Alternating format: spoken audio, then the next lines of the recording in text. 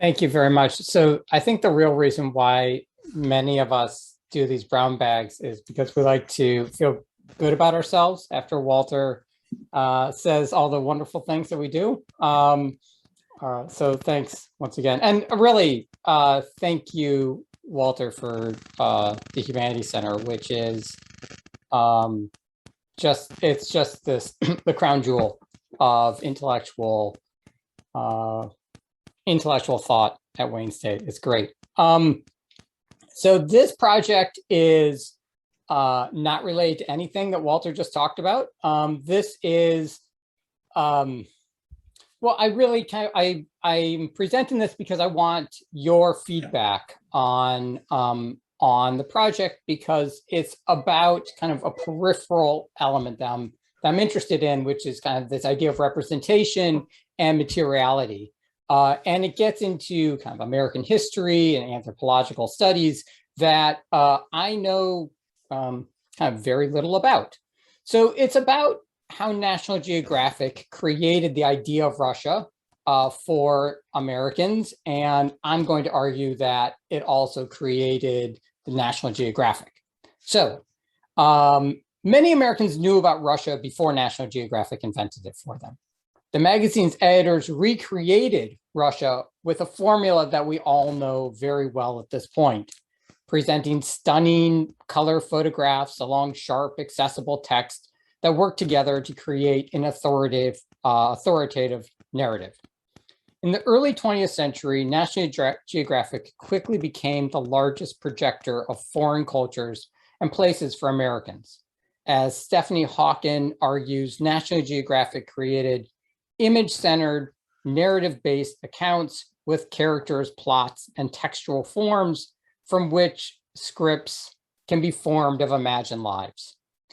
For National Geographic, the whole point was to make the unfamiliar familiar to its readers, explaining the cultural signs of a distant land. Of course, these Western accounts came with ideological and cultural baggage of American new imperialism and liberal politics, while also balancing scientific expertise and popular accessibility. So this presentation, and what I hope at some point develop into an article, draws on articles from the magazine and documents from the National Geographic archives. I was somehow able to kind of weasel my way into those archives, as well as personal files housed at the Library of Congress that showed the behind the scenes maneuvers to create this semi-cohesive image.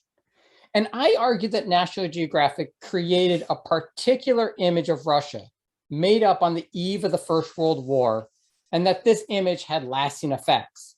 It helped to create National Geographic, which would later become the Disneyfied monolith of today. And because of the magazine's reach, its image had a lasting impact on Americans' ideas of Russia as a land outside of time that could be just like us, just like the United States, if it only matured. So this is kind of the beginning of what we would see kind of this modernization theory. National Geographic was a monthly illustrated magazine run by well-heeled Americans that started circulation in 1888. The National Geographic Society was headed by Alexander Graham Bell, who wanted to make a specialist journal for educators into a popular magazine. In 1899, Bell persuaded Gilbert Grosvenor, the second cousin to President William Howard Taft, and Bell's soon-to-be son-in-law, to take over the editorship of the magazine. The magazine struggled initially. Subscriptions remained low, in part because their volumes were dull and gray compared to other journals. Grosvenor and the National Geographic Society board saw the magazine's humanized geography, that is, geography that relates itself to people and the environment, as a form of cultural education for the masses. As Taft was quoted as saying, "I consider National Geographic magazine as one of the most potent educational influences in American life today." Grosvenor pushed more photos from exotic locations with more romantic storylines and drew on more articles from famous contributors. But this only came together with its special issue in fall 1914 dedicated to Russia. So here is an image of Grosvenor with his Kodak camera that I will allude to here in a few minutes. The period surrounding the First World War and the Russian Revolution was the turning point for National Geographic. Membership of the society, which came with a magazine subscription, skyrocketed, as seen in this graph done by Graham Bell. So you see in 1899, there were 1,000 subscriptions. And in 1914, this jumped up to over 337,000. And in 1919, to over 700,000. For these 700,000 Americans and those who read the magazine in libraries and schools, National Geographic gave them their first and indelible color images of Russia and shaped their imagination of the Russian Revolution. Russia as a symbol was known in the United States before 1914. The American educated elite was just coming off a Tolstoy craze and was reading other travelogues of Russia and lands beyond Western Europe. This included the amateur adventurer and future diplomat George Kennan, who in 1870 portrayed Siberians and Russia as a whole as exotic and lazy in his work, Tent Life in Siberia. Of course, there were other discourses, other narratives about Russia, that Russian emigres, as well as newspaper articles about the Russian famine, and an increasing Russian immigrant community made Russia familiar to more Americans. However, these portrayals didn't have as broad of a reach to what we would call middle America as National Geographic did, I think. So National Geographic's imagination of Russia came from a unique blend of these prior former characterization. Grosvenor pushed a picture of Russia as a vast land that was just behind the United States politically and economically. Time, and this is kind of this key idea that runs through all of their articles on Russia, was locked into the imagination. And so you see this contrast: young, old, timelessness, acceleration, past, future. And you see this in the text, photographs, and discussions. There's a constant tension in the original portrayal of Russia and Russians that presented in 1914 and its later publications over the next 8 years. If the kind of quick reader wouldn't see these contradictions, in fact, the image was muddled by a whole host of problems: the quickly changing political landscape in Russia and the Great War, the author's individual worldviews that the magazine had a hard time corralling, the magazine's commercial interests, its limits in photo stock, and so forth. So in November 1914, just after the war broke out in Europe, National Geographic dedicated a whole issue to Russia with a feature article, Young Russia, Land of Unlimited Possibilities, penned by Grosvenor himself. The material came from Grosvenor's trip to Russia in 1913, supplemented by his own reading. So Grosvenor was a parachute, or maybe a better word is a steamship anthropologist to Russia, spending a little more than a week visiting the two capitals, as well as the eastern city of Nizhny Novgorod. Grosvenor and his team set out to Russia from Stockholm and arrived in St. Petersburg on July 24th, stayed a day and a half in the capital before moving to Moscow for 4 days. They took an overnight train to Nizhny, stayed 12 hours, and then returned to St. Petersburg and back to Stockholm on August 2nd. That was Grosvenor's understanding of Russia. He didn't speak Russian, but he was armed with his Kodak 4A folding camera. As a result, Young Russia is an account of Russian geography, history, and society based on Grosvenor's readings of the British travelogue Maurice Barron's The Russian People, but he then Americanizes it and breathes authority, I would argue, from the stunning color photographs. And this was a turning point issue for National Geographic, right? It came right at the beginning of the war. It was one of the first issues with a whole host of color images. Grosvenor's essay that accompanies these photos touch on familiar themes. Russia's position in between Asia and Europe. In the blood of its people is written the impress of the Orient and the Occident. Grosvenor, like other writers, saw geography as shaping national characteristics. Russia's mass and its growing population, for example, shaped how it understood its history. If West European writers emphasized Russia's predestined characteristics of conservatism and passivity that led to and came from despotism, Grosvenor saw the characters as values that Russians could overcome. Russia, he argued, in kind of this Orientalist tradition, was still a newborn. It had almost no international trade, according to Grosvenor, because of ages of fighting with neighbors. There is nothing old in Russia, he writes.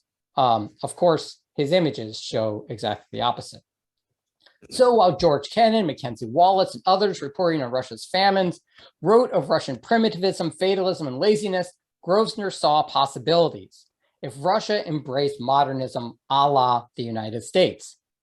So Grosvenor's text actually ends kind of 12 years before in 1905. And he tries to make this argument that Russia's peasants and through the Mir, through the peasant commune, was this nascent democracy, and all that it needed was more literacy and more education. It was at that point that if it could overcome this ignorance and poverty, then it would become just like the United States. That, as well as the progress of the times, will make Russia, in fact, the land of unlimited possibilities, he writes. Politics and cultural strife are completely missing in the text.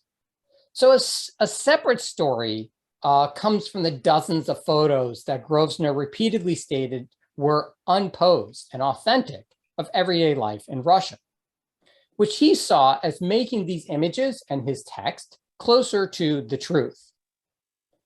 At the center of the issue stood the now iconic image of St. Basil's Cathedral, which is on Red Square. This might look a little different. They later painted some of the onion domes on your right from green to kind of multicolored. These color photographs were an essential tool for Grosvenor for asserting the truth. And he saw them as assuring, quote, the accurate portrayal of color as well as form in reproduction of landscapes, costumes, and nature subjects. The image of St. Basil's was surrounded by color photos of the bustle of everyday life. Here we go. Subjects in front of their laundry, Roma women in traditional dress. Two photos show people on the street. So a Russian woman wearing a shawl. These shawls are called platki in Russian. As ubiquitous here as the mantilla in Spanish America. And as you see at the bottom, it says, to the masses, the question of the millinery is purely academic. I think that's really important that Grosvenor kind of normalizes the hat and exoticizes shawls. Shawls actually have kind of this deep historical and cultural roots and are actually more utilitarian in kind of the Russian, especially in the Russian countryside. And this shawl, by the way, is specific. It's called the Pokrovsky shawl, but that's another matter. Likewise, you see on the left here is supposed to be a well-to-do family. The photos were supposed to be familiar yet distant. The shawl of Russian women was like Spanish Americans, something that white middle-class Americans could picture but did not wear. So here he kind of exoticizes without description. And he's wrong on several different accounts here. He says on the right hand that the woman's right near the university, and that's not true. There's no way that this family is actually wealthy based on their clothes. Here you see a poor man's funeral procession in Moscow. In fact, based on the procession itself, this is not a poor man's funeral, but actually someone who's quite wealthy. And then there's this unspoken. So this was taken in 1913. It appeared in 1914. By this point, by the time that these images appeared, some of these stores, like the Schultz store, seen right in the middle, and there's a store up above, the Heisling store, those had actually already been destroyed by Russian protesters who went after German possessions right after the outbreak of the war. So it's really, I mean, it's kind of interesting, kind of the hidden stuff. So visually stunning, the issue was so popular that it was soon reproduced as a standalone book. The photographs to an American reader also probably appeared like dusty towns slowly modernizing with signs of cars, trams, and industry. The idea of Russia as a young potential nation was challenged in the years ahead, first with the war and then with the Russian Revolution. National Geographic devoted a few articles to the war in Europe over the next few years, but it turned overtly political once the United States entered the war in April of 1917. In that issue, which was the first since the February Revolution, and actually throughout 1917, Russia and its revolution returned prominence in the popular magazine. Stanley Washburn was the main narrator of 1917 for the magazine, and he presented a sympathetic overview of the Russian military situation. Washburn had served as the Times correspondent and was embedded with Russia's troops and became the secretary of President Wilson's Blue Ribbon Commission to the newly democratic Russia to try to get them to stay in the war and possibly to provide aid. Washburn penned a straightforward story of Russia's overlooked military contribution to the war in April and then again in August. In July, the magazine gave several pages over to the provisional government leader, Alexander Kerensky, seen here saluting, comparing him favorably to Napoleon. Both leaders were good judges of character, they argued, and both tortured by a disease in their body. The young leader matched the young government and the promise of Russia, once again returning to the idea of Russia as newborn. Not mentioned in this was class conflict or even the increasingly popular Soviets. If the text created a script of Kerensky, most of the photographs in this and an accompanying article were jarringly out of sync.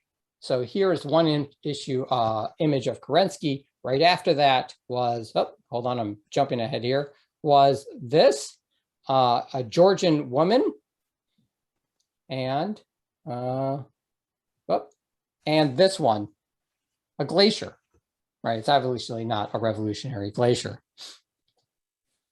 These returned to the exotic and were interesting visually, but they also said that while the revolution took hold of Russia, the great masses and geography stayed behind, unchanged.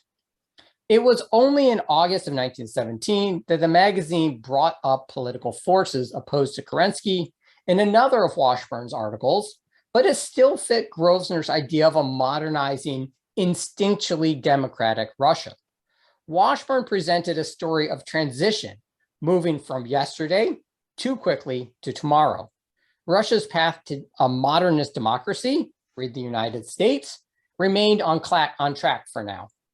Washburn likened it to a crab who shed its shell as it grew and was temporarily fragile. This matched Washburn's writings elsewhere, where he described Russians as kind-hearted and docile with the best of instincts. Finally, an article on Russia's visuals actually matched the text, not this one. This was actually the reason why I came to National Geographic, because they were they photographed some images from this province where I was doing some work in Vyatka. But then also this, you can see here people arresting a policeman and men and women in Petrograd who are not kind of engaging in unrestrained violence, so it argues. The photographs display a complexity And Washburn's articles through 1917 were amazingly popular. He toured across America speaking on the Russian situation, and National Geographic republished his articles as pamphlets. Washburn noted, I do not think that I addressed an audience, and there were 60 of them in 33 states, where someone did not come up and say, I saw your article in the Geographic. So you already see in 1917 the potency of National Geographic. As if to settle the nerves of its readers from images of revolution, rapid change, the magazine also republished in the same issue a piece by the Russian-born French diplomat and military officer Zinovy Peshkov. Peshkov's Russia was a more tranquil copy of the one presented by Grosvenor in 1914, a land of simple, peaceful peasants. And here we go. Peshkov only addresses the revolution at the end of his piece, and he says that is because Russians have a democratic spirit. It is a romantic portrayal of Russia, showing that's kind of dotted by photographs of everyday life, peasants carrying water, aristocrats with dogs, and right here, a roller chair outing a la Rose. So the provisional government falls, actually kind of 3 weeks after this magazine is published, and the communist Bolsheviks take over. What did the National Geographic make of the Soviet state? In early 1918, Washburn appealed to National Geographic to write another apologetic article about Russia to remind readers about how many men were sacrificed to the war. Washburn, though, was concerned about National Geographic's idea of time. I suppose you moved so fast in your office that you are already in 1920 instead of the past, he wrote. Indeed, it had. Grosvenor at first politely and then gruffly made clear the magazine had moved on. With Russia out of the war, he no longer wanted to portray Russia's government in a good light. Instead, over the next 2 years, the magazine developed a script of how the Bolsheviks were destroying the potential progress of young Russia. Grosvenor was already courting William Ellis to replace Washburn as the magazine's spokesman on Russia. Ellis had reported on Russia for the popular New York weekly Saturday Evening Post. And in several short pieces, Ellis wrote about the abstract revolutionary spirit on the street in a way that was more palatable to Grosvenor than Washburn's unabashedly pro-Russian pieces.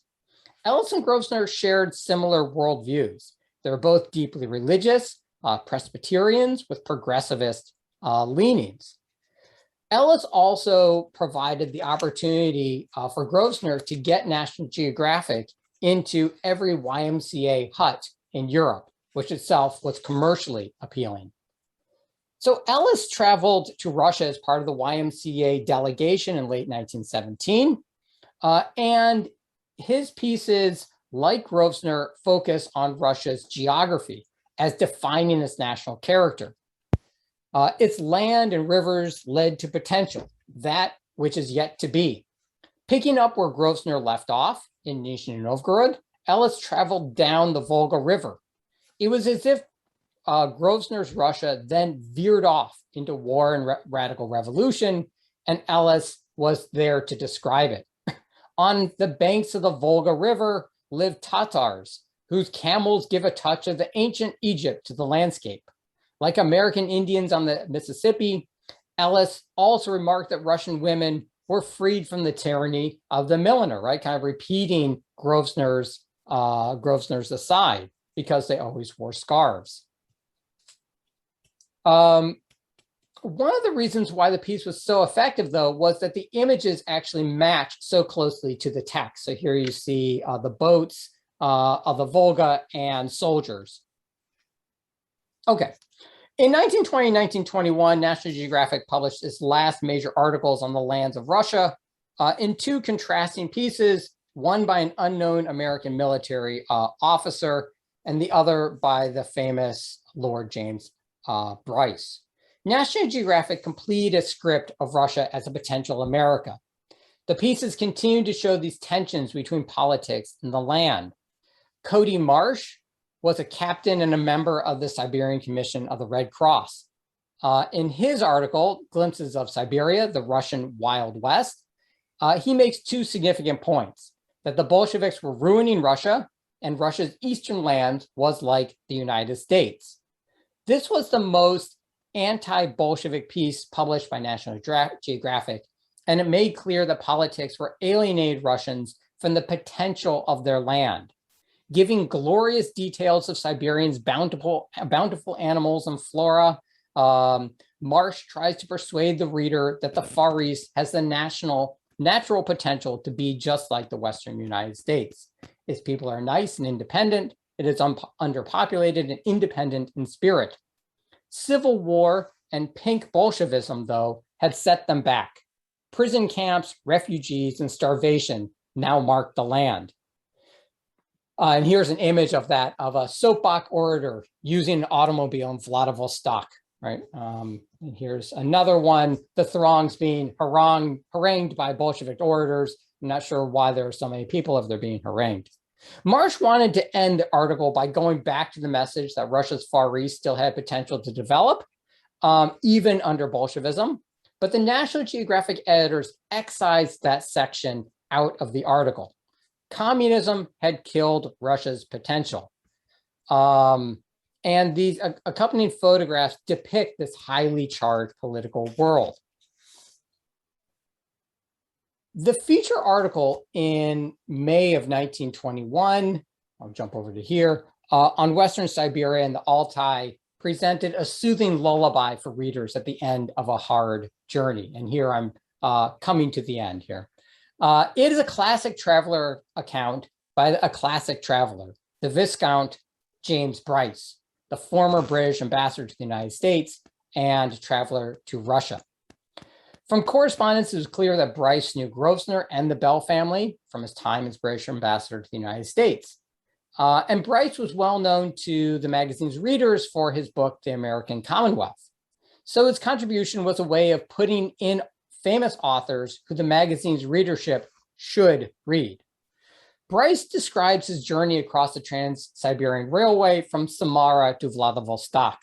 It is a quintessential National Geographic article that takes the reader with the author as he meets the locals and describes the wonders of the natural setting, the rivers, the vast lands, the mountains, and he meets the exotic locals. It is an imperial tale. He alludes to Indian villages. He's surprised that none of the locals know French. He comes away with the sense that the Altais are a primeval wilderness, and he dismisses the history of Siberia as almost a blank. But there is still potential in Siberia to develop. Like Grosvenor's 1914 account, he compares Western Siberia to the United States and the Volga to the Mississippi. The magazine's editors agreed that there was not much new in this piece, but it would attract the readership of the best kind. The problem with this piece, though, was time. The article about the present and future of Siberia was actually based on Bryce's travels in 1913, exactly the same time that Grosvenor was there. The editors discussed it and decided that the 5-year lapse would not be an issue. In light of the revolutionary disorder that Marsh described and visualized in his article, Bryce's piece would let the reader imagine a more peaceful land. As one reviewer put it, the Bryce article is written in the light of a journey taken in 1913, but far from being out of date because it showed Siberia 5 years ago, it seemed to me that it will give the reader an excellent idea of what Siberia is to be as soon as pink Bolshevism, which Captain Cody Marsh described, has been put down. Western Siberia ends with a tacked-on musing about the future of the region, in which Bryce admits few people in Western Europe know what is happening in Siberia, and I am not one of them. He dismisses the revolution as a passing fancy and dreams of an alternative future in which Siberia declares its independence from Bolshevik Russia, and progress will be able to resume. This was the same progress based on the same imperial progressivist vision that Grosvenor presented in 1914. In between, Russia rejected American democracy and its path toward modernization. Bryce's account in 1921 bring the reader full circle. This was as much a story about the United States as it was about a Russia that didn't exist. And the editors were able to create this false script with 40 accompanying photographs of everyday life to make the account seem more gripping and more authoritative. The problem is that most of these images were taken before the revolution, including this one by the Scottish photographer Ella Christie from her trip to the region in 1910 or 1912. In one, girls are selling flowers along the railroad. The caption brings the photo forward in time, saying they have had few travelers to buy their posies during the last 6 years. Likewise, this photograph is supposed to show the railway in Siberia as the Paris of Siberia. But if you look at it, you can see that it was done in 1917, and there are actually a lot of soldiers there, right? So it's actually, with knowledge, you can kind of put, you can date it.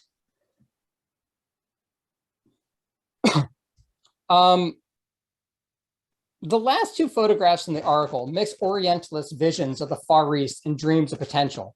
One is of a Mongolian shamanist in a religious ceremony, and the second, which ends the piece, is a pastoral landscape captioned "The Spirit of Siberia." Okay, here we go. So the stories of images in National Geographic during the revolutionary years were deeply influential in creating Americans' imagination of the Russian Revolution and Russia itself. The magazine's weight carried beyond its 750,000 subscribers. Across public schools, libraries, and living rooms, Americans leafed through the pages of the scion of American visual culture and were carried away by the distant lands and its stories. It created an alternative construction of Russia, past, present, and future. Mixed in with the Orientalist portrayal of Russia was a message that if Russia's youthful potential developed naturally, then it could become, in the near future, a new United States. It countered jarring texts and images of revolutionary upheaval and communism with soothing portrayals of a peaceful, unchanging land and peoples. National Geographic was part of a larger transformation in the United States in portraying foreign lands. On the one hand, Grosvenor and the correspondents wandering around Russia were part of the last group of untrained adventurer journalists. National Geographic helped to create the world of photojournalism and market-oriented anthropology that eclipsed these views, but said much the same thing. So thank you very much.